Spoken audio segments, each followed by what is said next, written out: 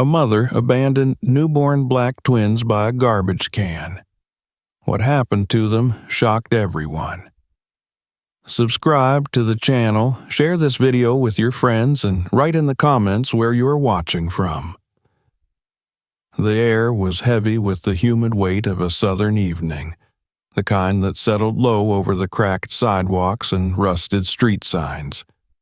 The sun had dipped below the horizon, leaving the streets bathed in the soft glow of streetlights that flickered uncertainly, as if unsure of their purpose.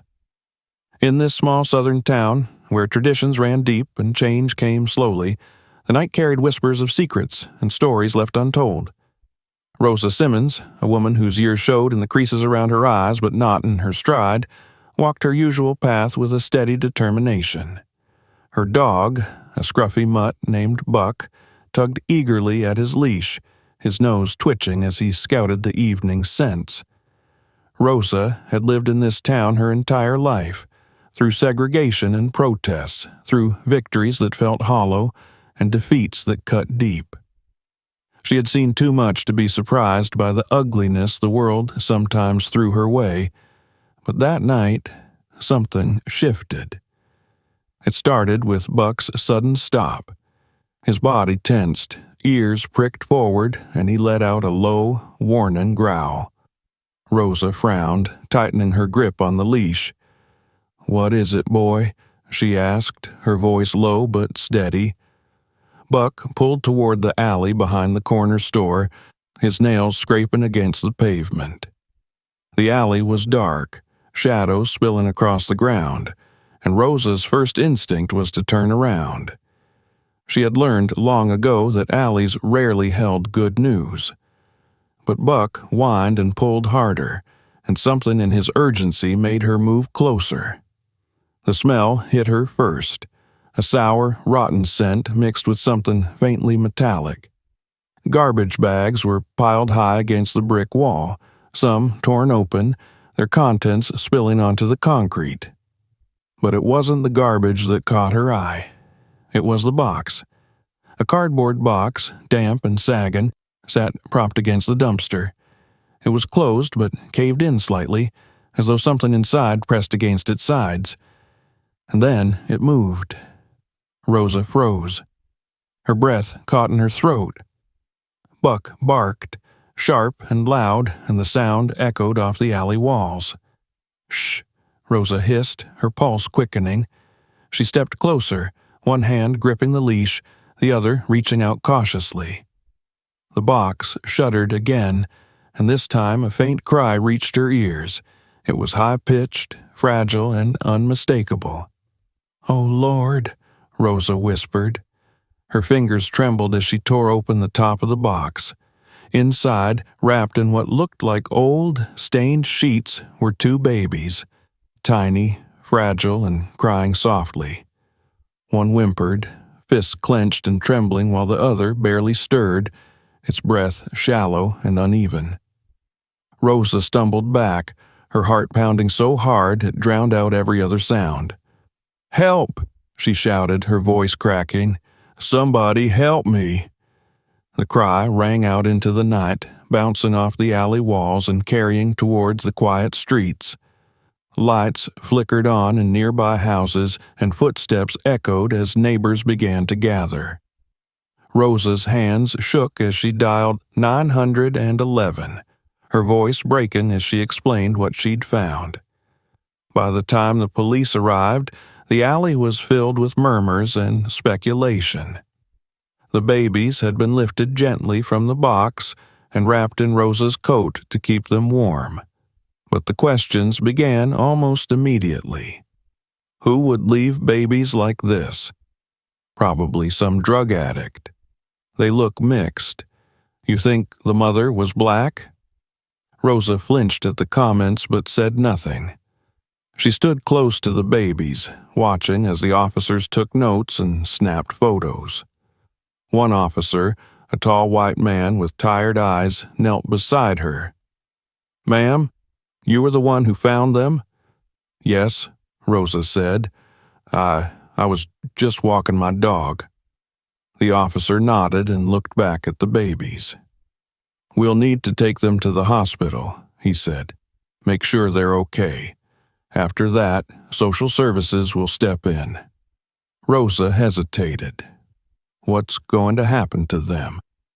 The officer shrugged. "Depends. If no one comes forward, they'll go into the system." Rosa's chest tightened. She looked down at the babies, their tiny faces barely visible beneath the folds of fabric. "They're just babies," she said softly, but the crowd didn't seem to share her sympathy. Whispers grew louder, speculation turning into accusations. "This town doesn't need more mouths to feed. You know how these people are. Can't take care of their own." Rosa's grip on Buck's leash tightened, her knuckles white. She had hoped, after all these years, that things had changed. But the bitterness in the voices around her told her otherwise. The babies were taken to the hospital that night, and Rosa went home, unable to sleep. The image of their tiny bodies haunted her, and she wondered what kind of desperation had driven someone to leave them like that. Over the next few days, the town buzzed with rumors. Theories ranged from tragic accidents to deliberate abandonment, but no answers came. The babies remained nameless, faceless victims of a society quick to judge but slow to act.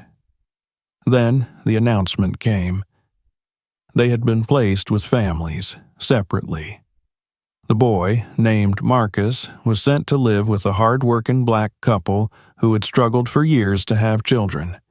They lived on the outskirts of town, in a neighborhood that most people ignored. The girl, named Selena, was adopted by a wealthy white couple, the kind of people who attended charity galas and hosted fundraisers for causes they barely understood. The division felt deliberate, a reminder of the invisible lines that still ran through the town. Marcus would grow up knowing hardship while Selena would be surrounded by privilege, but neither would truly escape the weight of their origins. Rosa watched from a distance, her heart heavy with worry. She knew the world wasn't kind to children like them, and as the years passed, her fears only grew, because secrets had a way of resurfacing, and this secret, this terrible, beautiful secret, was far from over. The morning light crept into Marcus's small bedroom, filtering through the thin curtains that barely kept out the harsh southern sun. The room was cramped, filled with hand-me-down furniture and scuffed walls that bore the marks of a boy growing up too fast. Marcus lay on his mattress, staring at the cracked ceiling, listening to the faint sounds of his foster mother cooking breakfast and the muffled voices of a morning news show playing in the background. The house always smelled of fried bacon and stale coffee, a reminder of the long hours his foster parents worked just to keep food on the table. Marcus's foster father, Darnell, was already gone for the day, working at a construction site where the pay barely covered rent. His foster mother, Carla, cleaned offices at night and sometimes took in sewing jobs on the side. They were good people, but the strain of poverty weighed on them, and Marcus felt it every day. He sat up, stretching his lean frame, and glanced at the alarm clock beside him. He was late again.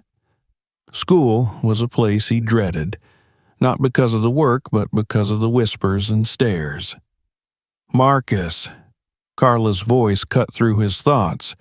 "You better get moving or you'll miss that bus." "Coming," he shouted back, though he moved slowly. By the time he reached the kitchen, Carla had already packed his lunch, a sandwich and an apple, and left it on the counter. She barely looked up as she scrubbed the sink. "You need to stop coming home with bruises," she said, her voice tight. "I can't keep explaining to people why you're always fighting." Marcus didn't answer. He knew the fights weren't his fault, but no one ever believed him. At school, he was just another angry black boy in the eyes of teachers and classmates who saw his size and skin color before they saw him. Outside, the bus pulled up, and Marcus grabbed his bag. "Be good," Carla said, but her voice lacked conviction. The bus ride was long and loud. Marcus kept his head down, ignoring the comments thrown his way.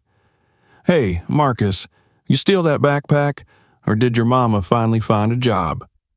Laughter followed, but Marcus clenched his fists and forced himself to stay quiet. He knew better than to react. Reacting only made it worse. Meanwhile, across town, Selena's morning began in a very different world. She woke up in a bedroom 3 times the size of Marcus's, surrounded by designer furniture and walls painted in soft pastel colors. Her bedspread was embroidered with her initials, and framed photographs of vacations in Paris and ski trips to Aspen decorated the shelves. Selena stretched, letting the morning sun warm her face, but the comfort did little to ease the knot in her stomach. Her adoptive parents, Margaret and William Davis, had left early for meetings, as usual. Breakfast was set out for her in the dining room, a spread of fresh fruit, pastries, and imported cheeses, but she barely touched it. "Good mornin', Miss Selena," the housekeeper said, placing a glass of freshly squeezed orange juice in front of her. "Morning," Selena mumbled, already dreading the day ahead.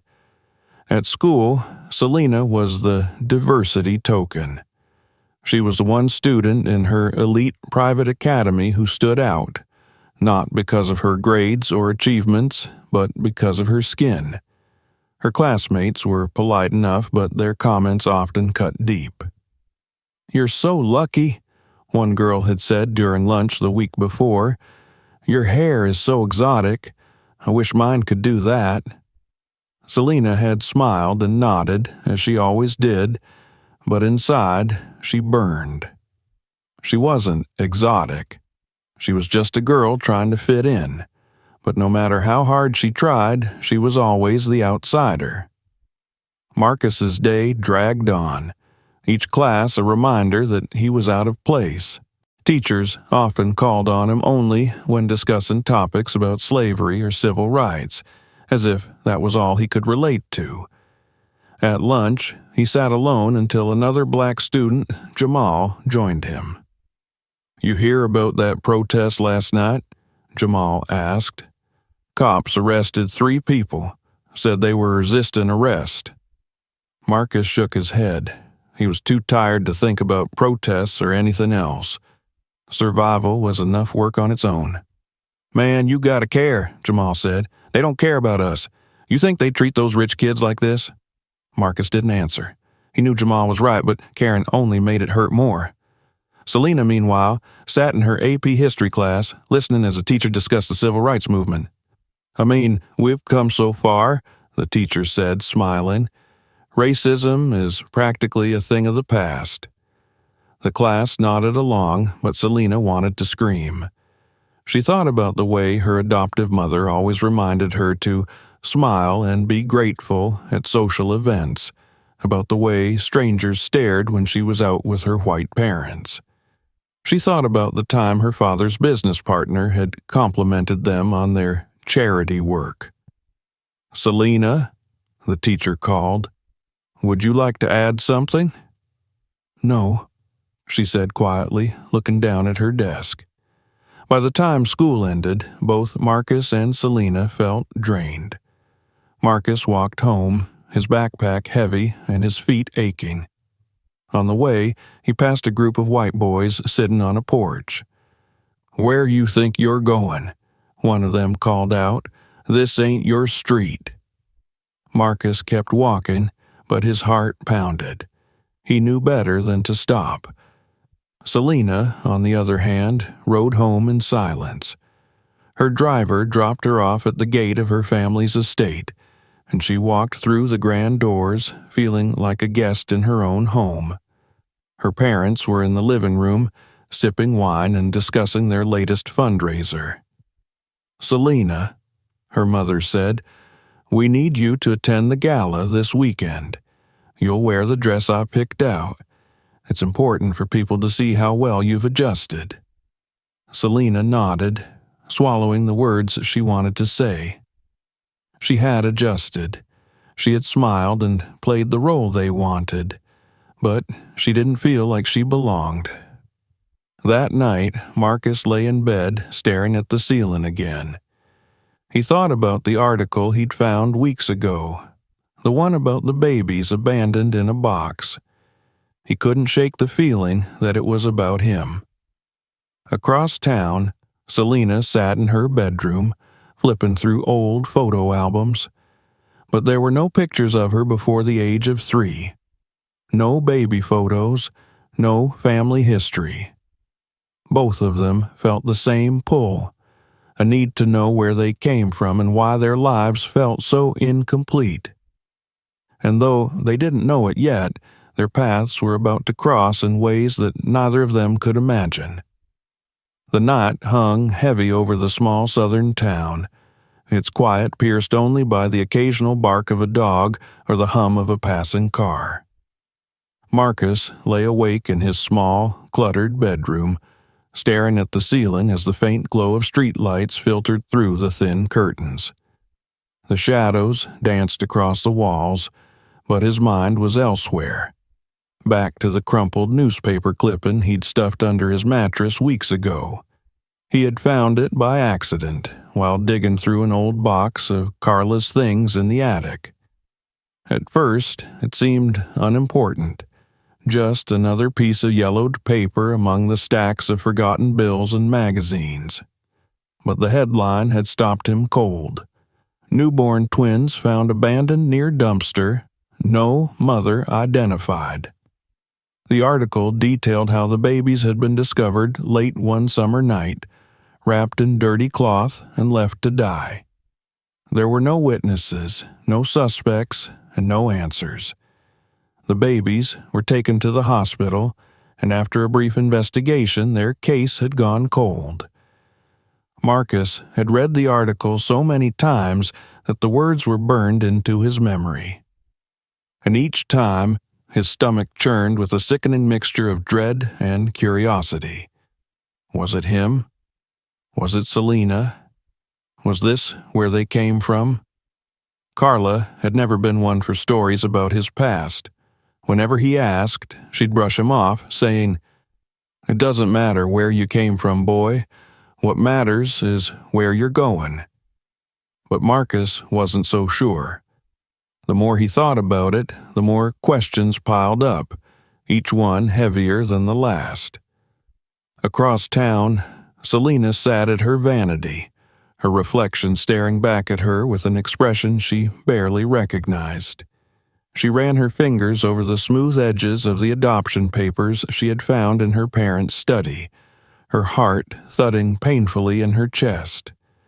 She had been looking for old photos, proof that she belonged in this family, that she hadn't always felt like an outsider. Instead, she found the truth folded away in a manila envelope, hidden beneath stacks of tax documents and property deeds. Her name wasn't even her real name.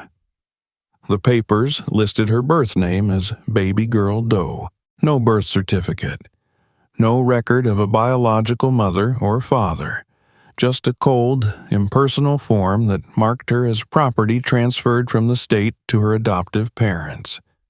Selena had confronted Margaret about it that evening. "Why didn't you ever tell me?" she demanded, holding up the papers as her voice cracked. Margaret's expression shifted from surprise to annoyance. "Selena, don't be dramatic. We gave you everything, more than you ever would have had otherwise. You should be grateful." Grateful. That word had hung in the air, heavy and suffocating. Selena wanted to scream, but instead she nodded and retreated to her room, where the papers now sat like a bomb waiting to go off. She thought about the cracks in her parents' carefully curated image, the way Margaret sometimes flinched when Selena touched her, or the way William avoided discussing race altogether, as if pretending it didn't exist would make it true. They had adopted her to prove a point, not out of love. She knew that now. The next day, Marcus couldn't focus in class. The teacher's voice was a dull hum in the background as he stared at the article tucked into his notebook. When the bell rang, Jamal fell into step beside him as they headed to lunch. "You good?" Jamal asked, eyeing him with concern. Marcus hesitated. "You ever wonder where you come from?" he asked. Jamal shrugged. "Not really. Don't see the point. My dad left before I was born, and my mom works 2 jobs just to keep the lights on. Ain't much more to it." Marcus nodded, but the answer didn't sit right with him. There had to be more to his story. After school, he walked to the local library, his backpack slung low over one shoulder. He spent hours flipping through archives and scanning microfilm reels, looking for any mention of the case.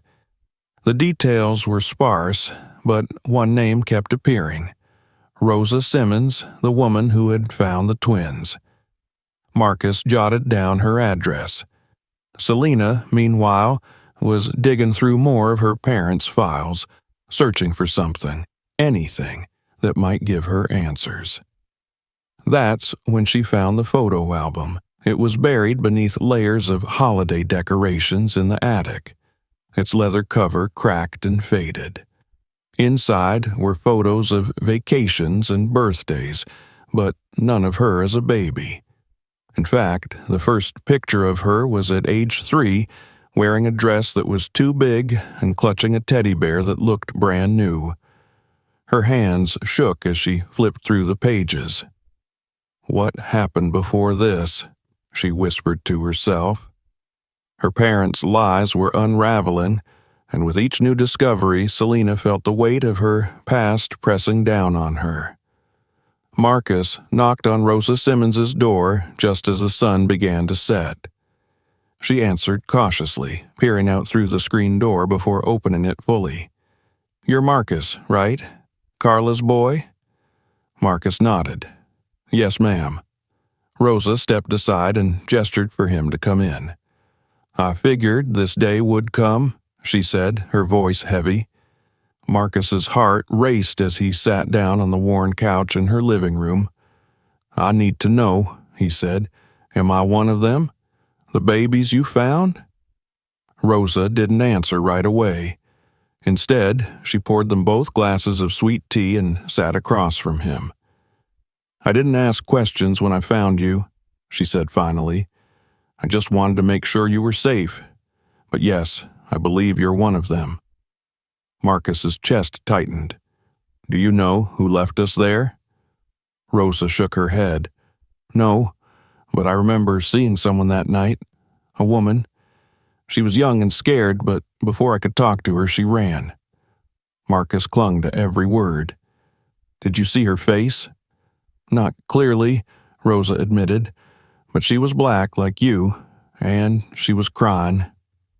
That night, Marcus and Selena both lay awake in their beds, each grappling with new pieces of a puzzle that didn't yet fit together. Selena clutched the photo album, wondering who she had been before the Davises remade her into someone they could show off. Marcus stared at the newspaper clipping, Rosa's words echoing in his head, and though neither of them knew it yet, their paths were about to collide in ways that would change everything. Marcus stood outside Rosa's small, weathered house, the cool morning air biting through his thin jacket. His conversation with her the night before had left him reeling. He barely slept, the image of the frightened woman Rosa described looping endlessly in his mind. A woman, his mother, crying in the shadows before disappearing. He tried to picture her face, but nothing came. No features, no voice, just emptiness. He shoved his hands into his pockets and started walking toward the bus stop. The streets were already stirring, kids playing basketball in cracked driveways, old men gathered on porches, sipping coffee and watching the world move past them. But Marcus barely noticed. All he could think about was the possibility that his life, the one he thought he knew, was built on secrets and lies. Across town, Selena stared blankly at the window of her father's office, her reflection faint in the glass. She had stayed up most of the night, poring over the adoption papers and photos she had found, trying to make sense of the void where her early life should have been. Margaret had brushed off her questions again that morning, telling her to focus on her schoolwork and to stop digging into things that don't concern you. But it did concern her. It was her life. Her parents' evasiveness only made her more determined. She needed answers. Marcus and Selena's paths crossed later that day, completely by accident, at the bus stop near the downtown courthouse. Marcus had been there looking for more records, hoping to dig deeper into the case Rosa mentioned. Selena, on the other hand, had been sent to drop off some papers for her father's law firm. He saw her first, the girl in the crisp white blouse and tailored slacks, her hair straightened and pulled back into a sleek ponytail. She stood out in a crowd, but it wasn't just her clothes. It was the way she carried herself, like someone who knew she belonged, or at least had been taught to act like it. Selena didn't notice him until he accidentally brushed against her bag while stepping onto the curb. "Watch it," she snapped, her voice sharper than she intended. Marcus froze, momentarily startled by her tone, but quickly bristled. "Maybe you should watch where you're standing," he shot back. Selena turned to face him, her eyes narrowing as she took in his worn hoodie and scuffed sneakers. She was about to fire off another remark, but something stopped her. There was something familiar about him. Not in his face exactly, but in his eyes. The way they looked at her, like he knew something about her that she didn't. Marcus felt it too, though he couldn't explain why. They stared at each other for a beat too long before Selena broke the silence. "What's your problem?" Marcus frowned, shaking off the strange feeling. "Nothing. Forget it." He turned to leave, but Selena wasn't ready to let it go. "Wait." He paused, reluctantly turning back. "What?" Selena hesitated. "Do I know you?" Marcus blinked. "No." But the doubt in his voice betrayed him. Selena stepped closer, her curiosity overpowering her irritation. "I've seen you before," she said. "I just can't figure out where." Marcus shook his head. "I don't know you, okay?" But even as he said it, he wasn't sure he believed it. Selena couldn't stop thinking about the encounter. It nagged at her through the rest of the afternoon until finally she dug through her backpack and pulled out the photo album again. She flipped through the pages, searching for something, anything, that might explain why the boy at the bus stop had felt so familiar. Nothing. Her frustration grew until she slammed the album shut and buried her face in her hands. There had to be a connection. Marcus spent the evening pacing his bedroom, the newspaper clipping spread out on the bed. He read it again, even though he already knew the words by heart. 2 babies, abandoned. Could it really be her? He thought about Rosa's description of the woman who left them, young, scared, crying. Was it possible Selena came from the same place he did? The idea seemed crazy, but the more he thought about it, the more it made sense. The next day, Marcus waited near the courthouse again, hoping she'd come back. He wasn't sure what he'd say if she did, but he needed to see her. Selena spotted him before he saw her. This time she didn't hesitate. "Hey," she said, walking up to him. Marcus turned, surprised to see her. "What do you want?" Selena crossed her arms. "I think we need to talk." He raised an eyebrow. "About what?" Selena took a deep breath. "I don't know yet," she admitted, "but I think we might have more in common than you realize."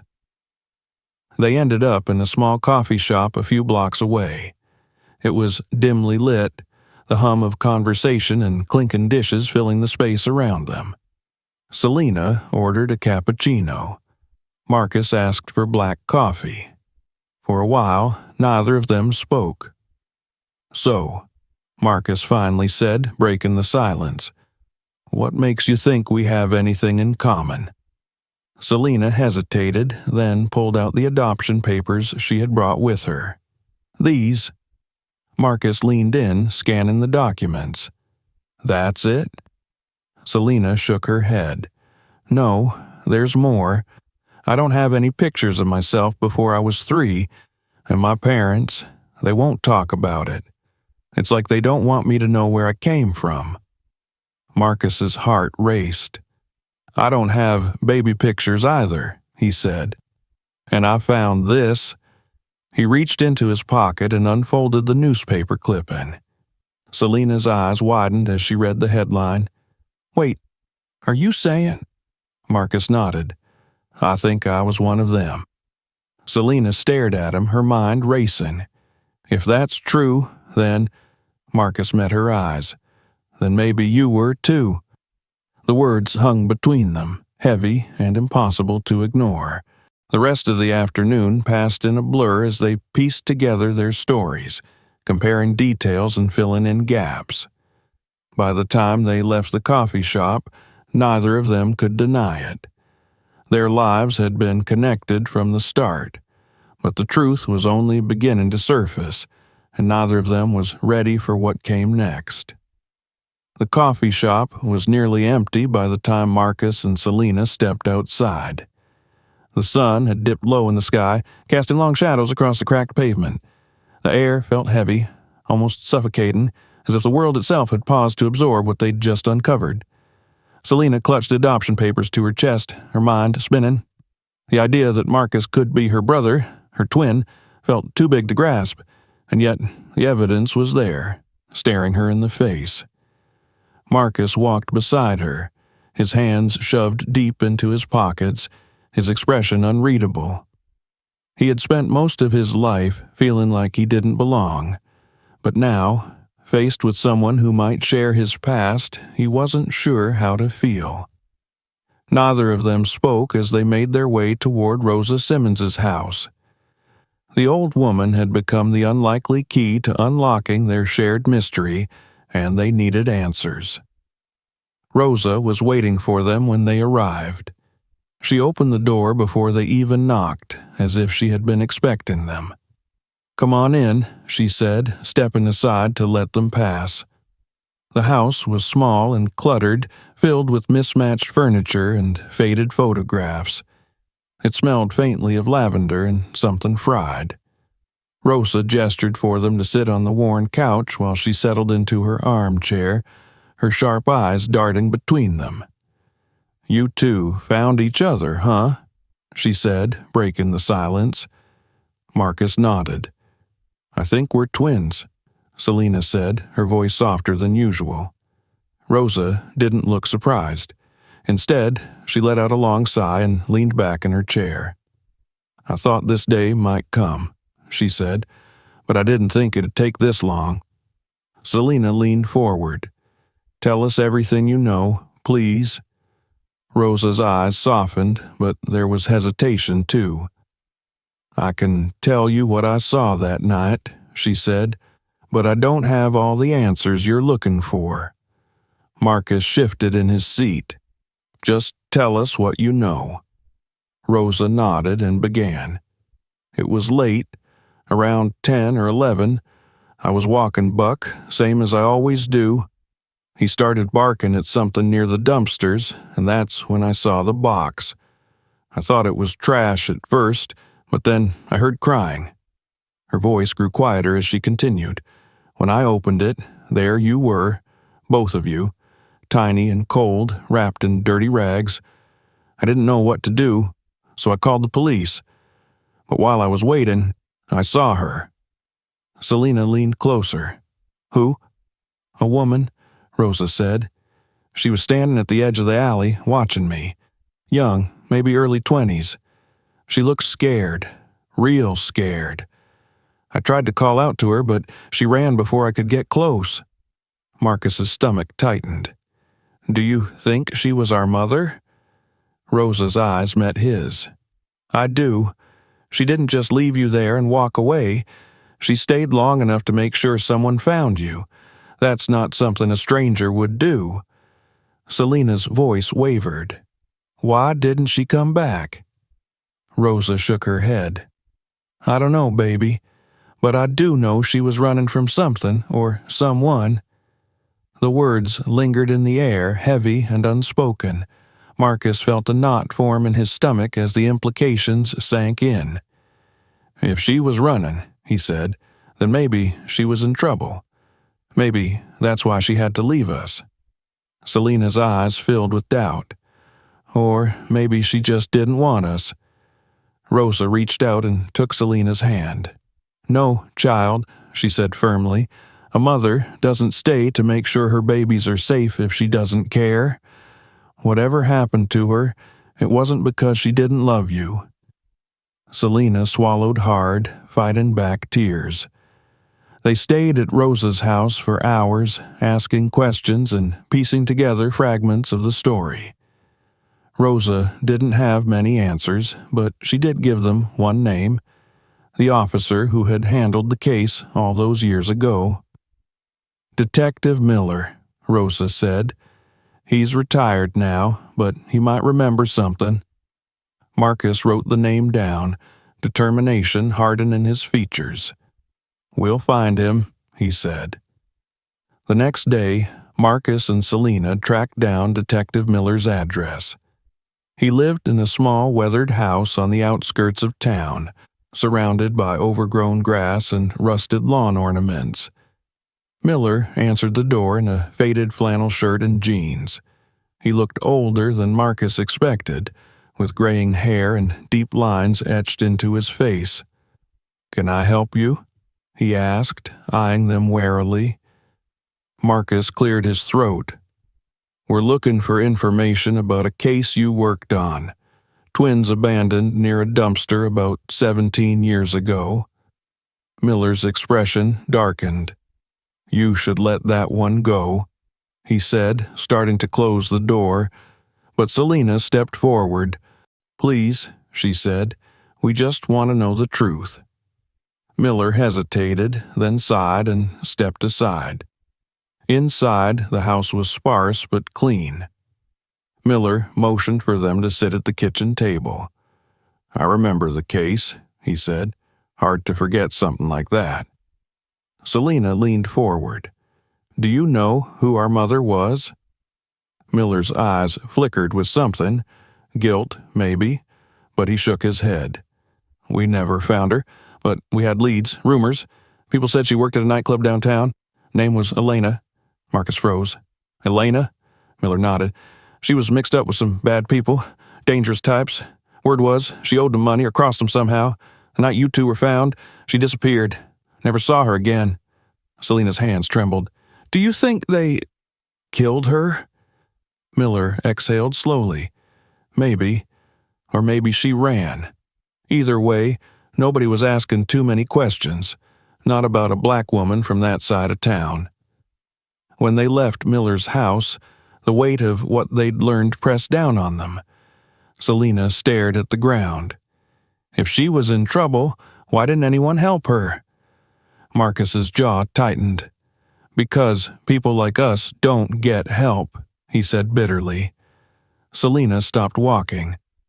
"But we're not going to let this go, right?" Marcus met her gaze. "No," he said, "we're not." That night, Selena lay awake in bed, staring at the ceiling and replaying everything they had learned. Elena. Was she still out there somewhere? Or had the world already forgotten her? Marcus sat in his room, the newspaper clipping and Miller's words echoing in his head. Dangerous types. Whatever the truth was, he knew they were only just beginning to uncover it. Marcus sat on the edge of his bed, his fists clenched as he stared down at the crumpled piece of paper in his hands. The name Elena was scrawled across it, circled and underlined so many times that the ink had started to bleed through. His mind raced, replaying Detective Miller's words again and again. She was mixed up with some bad people, dangerous types. The words echoed like a warning, but Marcus couldn't let them go. If Elena really was their mother, if she had disappeared because of those people, then he had to know why. He had to know what had happened to her. Across town, Selena sat in her bedroom, the soft glow of her desk lamp casting long shadows on the walls. She was surrounded by papers, notes from their meeting with Miller, copies of old police reports, and the adoption records she had taken from her parents' study. The more she read, the more questions piled up. Why had Elena been involved with criminals? What had she done to make them come after her? And, most importantly, was she still alive?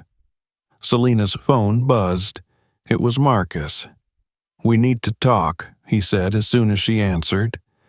They met in the parking lot of a diner on the edge of town, far enough from prying eyes but still close enough to feel safe. Marcus was already pacing when Selena pulled up, her headlights cutting through the darkness. She stepped out of the car, clutching a folder of papers. "You look like you haven't slept," she said, trying to keep her tone light. Marcus didn't smile. "I haven't," he admitted, "and neither have you." Selena held up the folder. "I've been reading," she said, "digging through every record I could find. There's not much, but I think I know where we need to look next." Marcus stopped pacing. "Where?" Selena opened the folder and pulled out a copy of an old employment record. "The nightclub Miller mentioned," she said. "The one Elena worked at. It's shut down now, but I found the owner's name, Jorge Mendez. He still lives in town." Marcus frowned. "Mendez? That name sounds familiar." Selena nodded.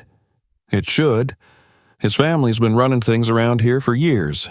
Money, businesses, drugs, you name it." Marcus's jaw tightened. "And Elena worked for him?" "That's what it looks like." Marcus ran a hand through his hair, his frustration bubbling over. "So, what now? We just knock on his door and ask what he knows?" Selena hesitated. "Not exactly," she said, "but we need to talk to him. He might be the only person who can tell us what really happened." The next morning, they drove to Mendez's house. It wasn't hard to find. An imposing brick mansion surrounded by high iron gates and security cameras. Selena parked across the street, her hands gripping the steering wheel so tightly her knuckles turned white. "This is a bad idea," Marcus said, eyeing the gates. "It's the only idea we've got," Selena replied. They didn't have to wait long. Mendez stepped outside, dressed in an expensive suit and sunglasses, flanked by two men who looked more like bodyguards than assistants. Selena took a deep breath and got out of the car. Marcus followed, his heart pounding as they crossed the street. Mendez spotted them immediately.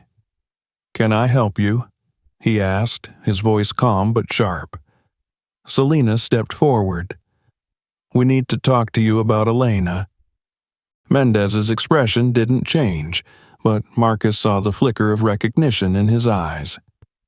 "I don't know anyone by that name," Mendez said, turning to leave. Marcus stepped in front of him. "Yes, you do," he said. "She worked for you, and we're her kids."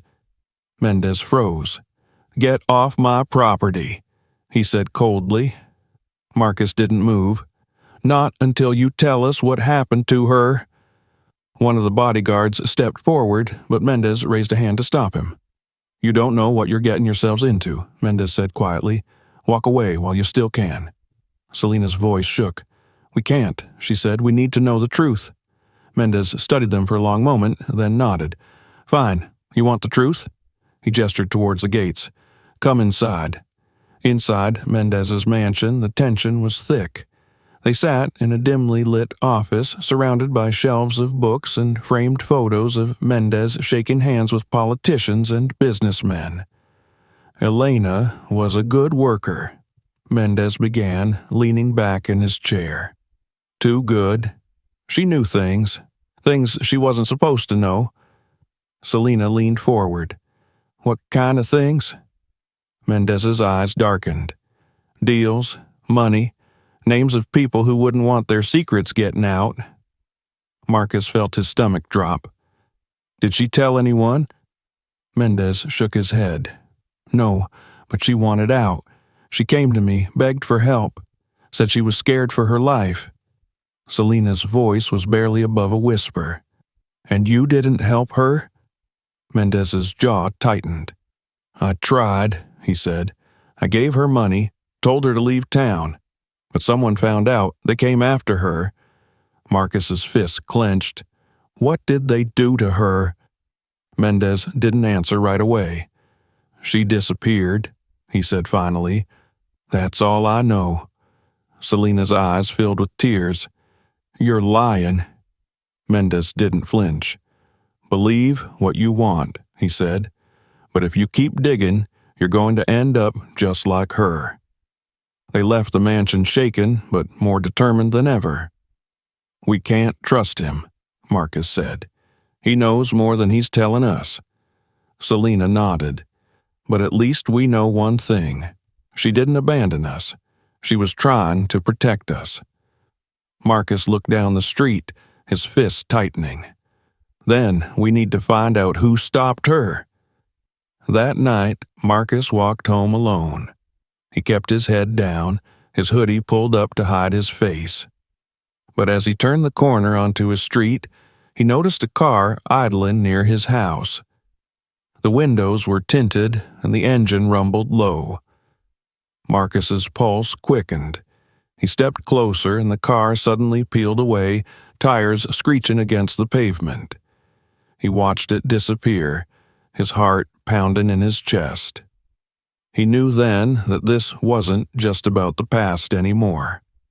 Someone didn't want them asking questions, and whoever it was, they were watching. Marcus didn't sleep that night. Every time he closed his eyes, the image of the idling car outside his house returned. The sound of the tires screeching away still echoed in his ears, making his stomach twist. He sat in the dim glow of his desk lamp, flipping through the scattered papers and notes that now consumed every inch of his desk. His fists clenched as he replayed the conversation with Mendez. The man had lied. Marcus was sure of it.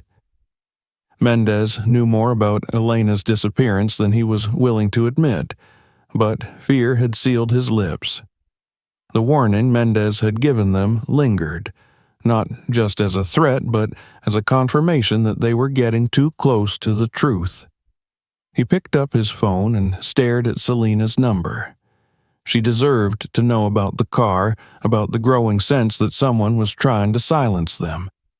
When she answered, her voice was groggy but alert. "Marcus? We need to talk," he said, his voice tight. They met early the next morning at the same coffee shop. The bright morning sun did little to ease the tension between them. Selena looked tired, her hair pulled back in a loose bun, her eyes shadowed with exhaustion. "You're sure it was them?" she asked after Marcus recounted the events of the previous night. "I don't know who it was," he admitted, "but it wasn't random. Someone's watching us." Selena leaned back in her chair, tapping her nails nervously against the table. "This is getting dangerous," she said. "Maybe Mendez was right. Maybe we should stop." Marcus's eyes flashed. "Stop? After everything we found? After everything we know?" Selena flinched at the sharpness in his voice but held her ground. "I'm just saying we need to be smart about this," she said. "We can't just go barging into places and demanding answers." Marcus leaned forward. "We don't have time to be careful. Whoever's behind this, they're already watching us. We need to hit back before they can shut us down." Selena hesitated, her fingers brushing against the adoption papers in her bag. "Fine," she said finally, "but we do this my way." Their next move was to revisit the nightclub Mendez had mentioned, or at least what was left of it. The building had been abandoned for years, its windows boarded up and its walls covered in graffiti. The lot surrounding it was littered with broken glass and weeds pushing through cracked pavement. Marcus forced open the rusted side door, and they slipped inside. The air was heavy, thick with the scent of mildew and dust. The faint outline of the dance floor was still visible under layers of grime, and the bar stood like a ghostly relic in the corner. Selena moved cautiously, her footsteps echoing in the emptiness. "Why would she stay here?" she whispered, her voice barely audible. "Why not just leave town?" Marcus scanned the room, his eyes narrowing. "Maybe she couldn't," he said. "Maybe they wouldn't let her." They split up, searching for anything that might give them a clue about Elena's life. Marcus rifled through old boxes and broken furniture, while Selena focused on the back offices. After nearly an hour, Selena's voice rang out. "Marcus!" He ran to find her standing in a small, windowless office. She was holding a photograph, faded and creased but unmistakable. It was Elena. She stood in the photo, her arm wrapped protectively around two newborns, her expression a mixture of fear and defiance. "It's us," Selena whispered, her voice trembling. Marcus's eyes locked onto the photo, his breath catching. "She didn't abandon us," he said. "She tried to protect us." As they left the club, the weight of what they'd discovered pressed down on them. But before they could even make it to the car, Marcus noticed another vehicle parked at the edge of the lot. "Selena," he said quietly, "get in the car, now." She turned and saw the black SUV idling, its windows tinted so dark they couldn't see inside. Marcus stepped in front of her, his body tense. "Get in," he repeated, and this time Selena didn't argue. As soon as she shut the door, the SUV roared to life and sped toward them. Marcus jumped into the passenger seat, and Selena hit the gas, tires screeching as they tore out of the lot. The SUV followed. The chase lasted only minutes, but it felt like hours. Selena weaved through side streets and alleys, her hands trembling as she gripped the wheel.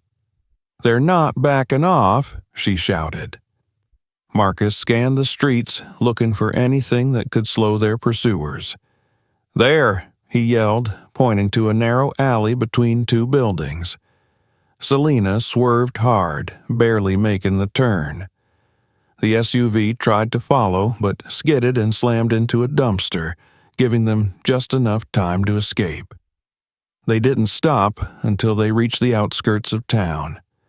Selena pulled over, her hands still shaking. "What the hell was that?" she demanded. Marcus shook his head. "Whoever it was, they're serious about keeping us quiet." They decided to lie low for a few days, but neither of them could stay away from the investigation. The photo of Elena haunted them, a reminder that she had risked everything to protect them. Selena spent her time researching Mendez and his connections, digging through public records and news archives. Marcus focused on tracking down people who had worked at the club, hoping someone might still be willing to talk. It wasn't long before they got a break. One of the bartenders, a woman named Consuela, still lived in town. When they found her, she was hesitant to talk. "I don't want any trouble," she said, glancing nervously over her shoulder. "We just want the truth," Selena pleaded. "Please." Consuela sighed and let them in. "Elena was scared," she said. "She told me she was trying to get out, get away from Mendez and his people. She had dirt on them, evidence that could put them away. Selena's heart raced. What kind of evidence? Consuela shook her head. I don't know. She wouldn't tell me. But I know she hid it. She said if anything happened to her, someone would find it. Marcus's eyes narrowed. Where? Consuela hesitated, then whispered, the old train station. She used to hide things there. The chapter ended with Marcus and Selena standing outside the abandoned train station, the weight of their next move pressing down on them. They had come too far to turn back now, but as they pushed open the heavy doors and stepped inside, they both knew. Whatever they found would change everything. The rusted doors of the abandoned train station groaned as Marcus pushed them open. The stale air inside was thick with dust, and the faint smell of mildew lingered in the corners. Faint shafts of light pierced through the boarded-up windows, casting long shadows that danced across the cracked concrete floor. Selena stepped in behind him, her footsteps hesitant but deliberate. Her heart pounded so hard she could hear it echoing in her ears. They had come too far to back out now, but the weight of what they might uncover hung over them like a storm cloud. This place looks like it's been empty for years, Marcus muttered, his voice barely above a whisper. Selena nodded, her eyes scanning the vast emptiness. The walls were covered in graffiti, the benches long since stripped away. It didn't look like the kind of place where secrets survived. Where do we even start? She asked. Marcus pulled out the faded photograph of Elena holding the two infants. She had to have left something here, he said, more to himself than to her. Consuela said this was where she hid things.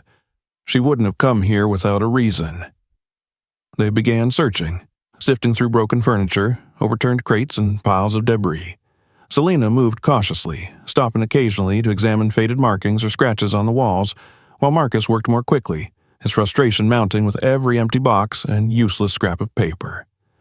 Time dragged on, and the silence between them grew heavier. We're not gonna find anything, Selena finally said, sinking onto a crate. This place is a tomb. Marcus didn't stop searching. She wouldn't have given up, he said, and neither can we. His fingers brushed against something hard beneath a pile of rotting wood. He froze, then carefully cleared the debris away. Beneath it was a rusted metal panel bolted to the floor. Selena, he called. She was at his side in seconds. What is it? Marcus pointed to the panel. Help me get it open. They pried at it with a crowbar Marcus had brought from home. The bolts resisted at first, but one by one they gave way. Finally, the panel lifted, revealing a small compartment beneath the floorboards. Inside was a box, metal, dented, and secured with a heavy lock. Selena's breath caught. This is it, she whispered. Marcus didn't hesitate. He smashed the lock with the crowbar until it broke. When he lifted the lid, both of them stared in stunned silence. Inside were stacks of old photographs, legal documents, and a small leather-bound notebook. Selena reached for the notebook first, her hands trembling as she flipped through the pages. These are records, she said, her voice shaking. Names, dates, amounts of money. This is evidence. Marcus picked up one of the photographs. It showed Mendez shaking hands with a man in a police uniform. They were all connected, he said, the cops, Mendez, everyone. Selena found another photo. Elena, standing in front of the club, smiling nervously. She had proof, Selena said. This is what got her killed. Marcus clenched his fists. Or forced her to run. They didn't have time to celebrate their discovery. As Marcus packed the box, Selena's phone buzzed. It was an unknown number. She hesitated before answering. Selena Davis? The voice was low and unfamiliar. Who is this? She demanded. You don't know me, But I know you, and I know what you found." Selena's blood ran cold. "What do you want?" The voice chuckled. "To help you. But you need to move fast. They're coming for you." The line went dead. Selena turned to Marcus, her face pale. "We need to get out of here," she said. They drove in silence, their nerves stretched thin. "We can't go home," Marcus finally said. Selena nodded. "Then we go to the press," she said. "If we make this public, they won't be able to cover it up." Marcus hesitated. "And what if that's not enough?" Selena looked at him, her eyes fierce. "Then we fight." The next few days were a blur. Selena used her connections through her adoptive parents to contact reporters and activists willing to listen. Marcus worked with Jamal and others in his community to gather support, spreading the story through social media. The reaction was immediate. Protests erupted across town, calling for investigations and justice. But the threats didn't stop. Marcus received anonymous messages warning him to back off, and Selena's parents tried to pressure her into dropping the story, claiming it would ruin their reputation. "They're not your real family," Marcus reminded her during one late-night call. "We are." And for the first time, Selena believed it. The final piece of the puzzle came when a local reporter tracked down an old acquaintance of Elena's, a woman named Marissa who had worked at the club with her. Marissa confirmed what they suspected. Elena had planned to testify against Mendez and his network, but she disappeared before she could. "She was terrified," Marissa said. "But she didn't want to leave you two. She had no choice." Selena broke down after hearing the story. "She didn't abandon us," she said through tears. "She was trying to save us." The protests grew louder, and the evidence they uncovered forced local authorities to reopen Elena's case. Mendez was arrested, along with several police officers named in the documents.